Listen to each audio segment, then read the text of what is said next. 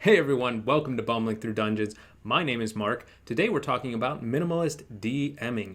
And this is a topic that is near and dear to my heart for a couple of reasons. Not necessarily because I'm a minimalist DM, but I am a bit of a minimalist in real life. So I don't own much stuff and I like to truncate and edit down my life to the point where I'm eliminating things that aren't as important to me. And there is a lot that if you're really paying attention, if you're really scrutinizing what you spend your time and energy on, that isn't super important. But when you do that, it leaves room for the things that are more important. So when I tell people, hey, I'm a minimalist, they say, well, why don't you like things? Why do you have a bunch of gray t-shirts that you wear all the time? I do have other t-shirts. I do have other shirts that I wear, but I wear a lot of relatively plain clothes, and I don't mind that at all. People say, like, why do you like that? And it's not that I love a gray t-shirt, although, I think I look all right in heather gray, but it's that by eliminating the stuff that isn't super important to me, I make more time and leave more energy for the things that really are important to me. So it's a way to focus my life. And some of that has to do with minimizing the stuff around me. Some of that has to do with minimizing the time sinks in my life, the things that I spend time on that aren't super important to me. And there are other ways as well. And it's really benefited me. It's allowed me to do a lot with my life that I might not have otherwise been able to. So that's the philosophical side. That's where I'm coming from with this. But what I want to talk about today is a little bit more specific to D&D and to RPG games in general, and talk about doing things in a, quote, minimal way. And we're going to talk a little bit about what that means or what that could mean. And the purpose, though, is going to be the same. It's not going to be to say, well, what's the least that you can DM with? So let's be super minimal about this for no other reason than to have a fun video about it. No, that's not the point. The point is very similar to what I talked about in terms of my entire life, and that's what can we cut that isn't going to be super important, so that what we're focused on when we're DMing, when we're running a game, is the important aspects of the game. What are those important aspects of the game? How can we focus more on them? And what stuff might we need to eliminate in order to get there? So that's what I want to talk about today. The answer to that question, what are the important things, what are the less important things, it's not going to be static. It's not going to be the same for me as it is for you. And that's fine. But the process of identifying what is and isn't important, I think, is the important part of this video. So this starts for me with a question that I asked myself. And the question is this: what is the core of D&D? And not the core of the rules, not the core of the community or the lore. What is the core enjoyment? What is the core purpose of D&D for you? What do you get out of it? So if you had to boil it down to the elevator pitch, to the one sentence of why it's important to you, why you play, what is that answer? And that's going to inform a lot of what we prioritize. And so for me, it is the interactions at the table between me and the other players and how the game facilitates that interaction. If I had to boil it down to one sentence, that would be it, or it would be something similar to that. So the interactions between myself and the other players at the table and how the game facilitates that interaction. So it's those moments where we're interacting in dramatic or silly or just absolutely wild and interesting ways that's the core of the game for me. That's what I get the most enjoyment out of. Those are the moments that I remember. It's always those collaborative, interactive moments.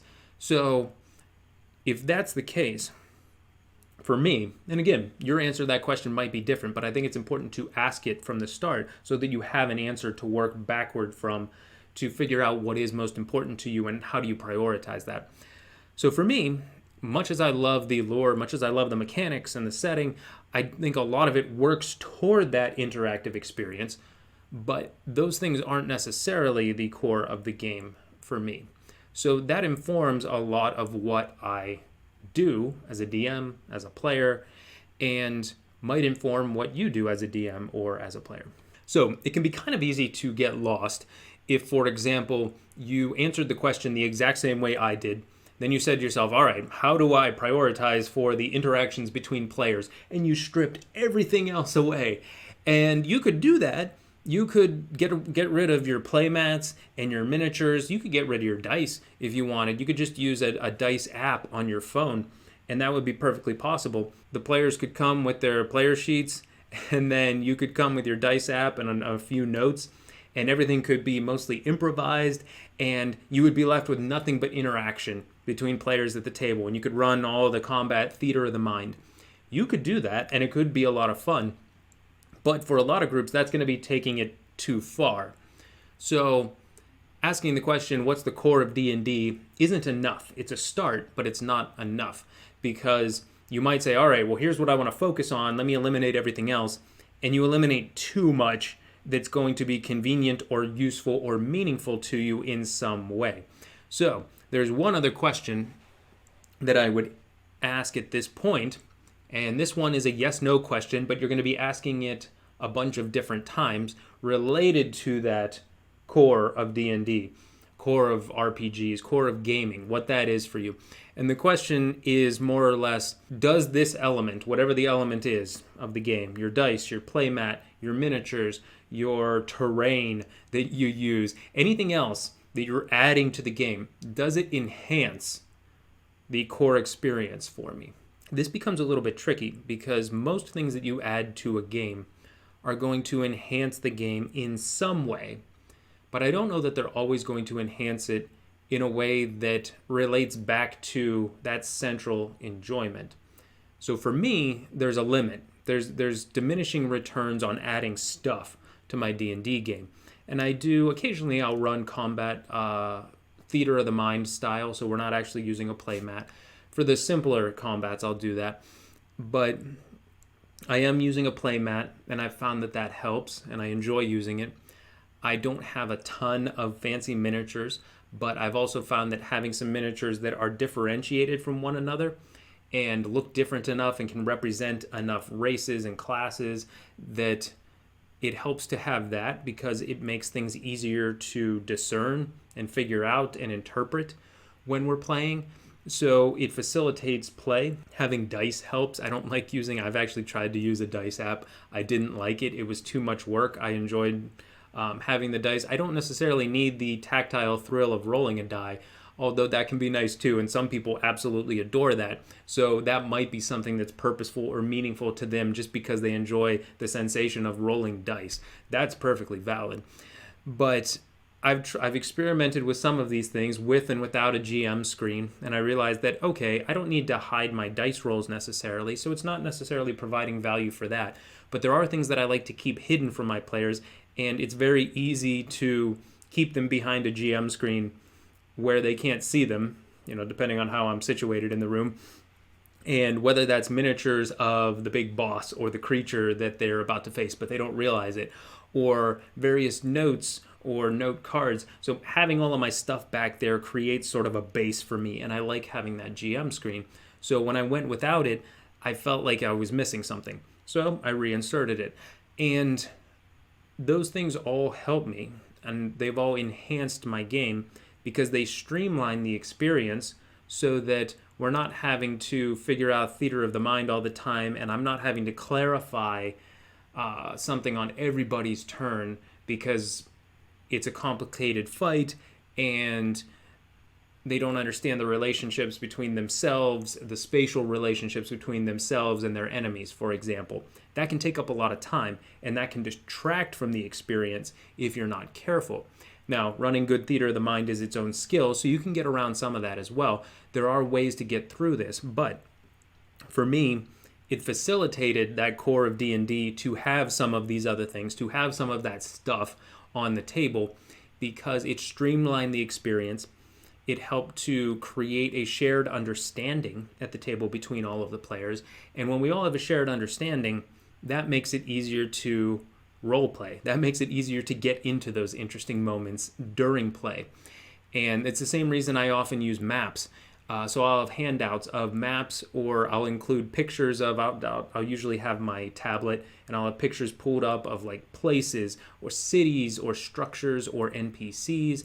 And these all have enhancing value to me because they're helping me create a shared understanding between the players, so that at that point, once everyone understands where they're at, what they're doing, what things look like, what their options are, then we can focus on playing. So all of those elements help me, but I reached a point of diminishing returns when I started to add like terrain elements. So at one point I think I had like trees and I was starting to build some terrain elements so I could build out these complex terrains. And I found that like, okay, I don't need trees. This is just a little bit of a hassle. And if I'm role playing and saying, okay, there's a tree here and it's on my map, but it's just something that I drew on, it's going to serve the same function. Yes, some people like that three-dimensional element, but compared to the amount of space it was taking up and the amount of time I was taking setting up the terrain elements, and I had some other things too for like rock formations and elevation, and it started to be too much. It started to detract from what I wanted to do. So I then simplified and went back to just saying, okay, here's some trees, and you draw them in on a map, or whatever it might be, or just indicate it somehow on the map. So you might use a green marker instead of the black one and say, okay, here's where the forest is. That's one possible example, but you might have those terrain elements, and that might be something that enhances the game for you. But I think you have to be critical with yourself. Not critical necessarily, but I think you have to be honest with yourself. That's the word I was looking for. Honest with yourself about what's actually enhancing it for everyone at the table and what maybe is starting to add a lot of time. And I see such amazing things being made to enhance D&D. And I look at some of them and I get like my eyes go wide and I say, oh man, that looks really cool. I want that thing. And that's an instinctive thing. It's very appealing when you see some of this stuff out there and you think, oh man, that would make my game so cool. And what I've found is that not all of it does, even if it is really well made or even if it is really cool. It might be really cool for somebody's game, but it's not always going to be for my game.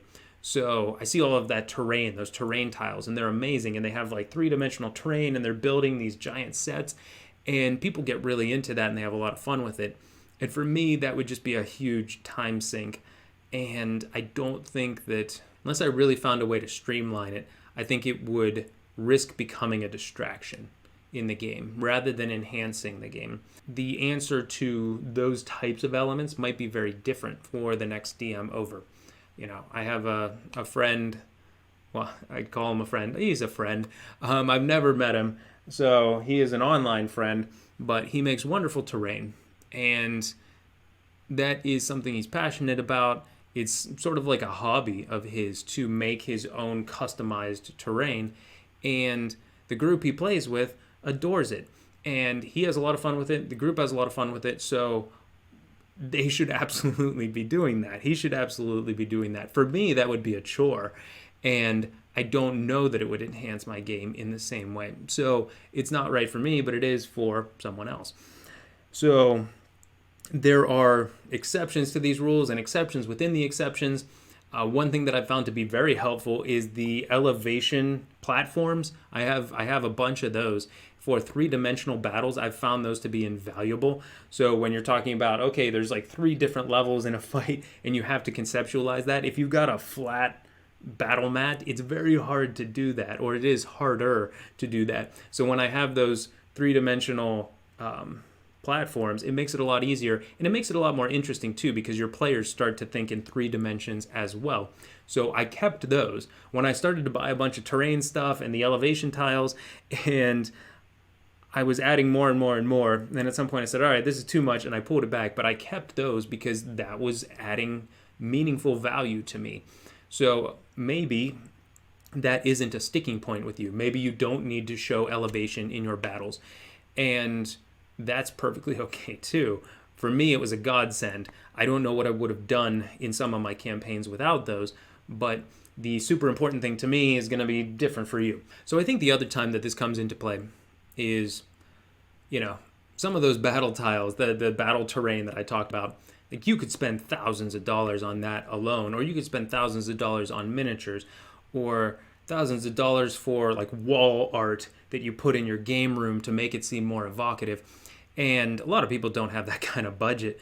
I have more of a budget now than when I started playing D&D, but it's still not to the point where I could drop that kind of cash on accoutrement for my game room or trinkets and baubles for D&D. So I have to be a little bit careful, and some people are very much on a budget. So the other time where minimalist DMing comes into play is when, oh my goodness, I want to run a game, but I don't want to have to sink hundreds of dollars into this. So how do you do that? And I think the answer to that is very similar to what I would tell a new DM regardless of what their budget is, whether it's $50 or $5,000. I think my answer to them would be about the same. Get yourself a set of dice, one or two sets of dice. Buy the player's handbook for 5th edition D&D, which is, you could even use like the basic rules to learn the game. Read through that first. I think eventually you would need the player's handbook in order to run a game. But you could dip your toes in the water with the basic rules, which are downloadable online for free, and get some player character sheets to fill out for either yourself or any players that you might have, some pencils, maybe a battle mat. And for all of that, you could probably get away with about $100 investment. And that's going to give you everything you need to start. Now, that doesn't get into miniatures, and there's a lot of ways that you could use dice as miniatures early on. You can use checkers or other board game pieces. There's a lot of little things. I think we played a whole campaign one time where we were using marbles with the bottoms of the marbles were flattened, and the marbles were different colors. And so, okay, the black marbles are that type of creature, the purple marble is mine, the blue marble is yours, and we made it work. By the end of the campaign, that was as natural to us as anything. So you don't need to get fancy with it. You can have tons of fun just by using what's around you and purchasing the maybe 2 or 3 things that you're going to need to be able to run the game properly and understand all the rules. I do think eventually if you're sinking into the game enough, you're going to need the Monster Manual and the DM's Guide. So I think there's a lot of great ideas in them, and you could go down an infinite rabbit hole there as well with other supplements and books, not just official books from Wizards of the Coast for D&D, but the stuff that is fan created and that is legitimately awesome that's out there in the digital space. You could buy physical books of a lot of them, or many of them are available as PDFs. So at that point, once you have those handful of things, I think that 90+% of groups are going to have everything they need to play entire campaigns and have lots of fun. And anything past that point, I think it would be good to ask that question. What's the core questions, I should say?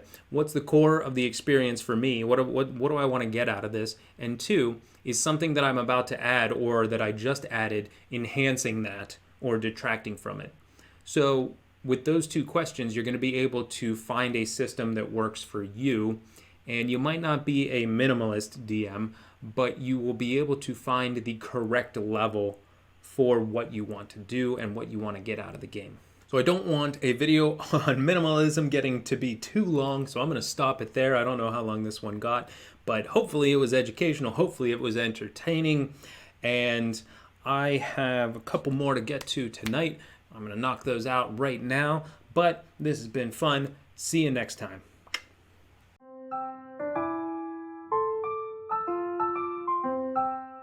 So for me, it starts with a question, and that is, what is in my nose? I can feel it. I'm trying to see it in the camera, but I can't. Look, is there something up my nose? All right, never mind.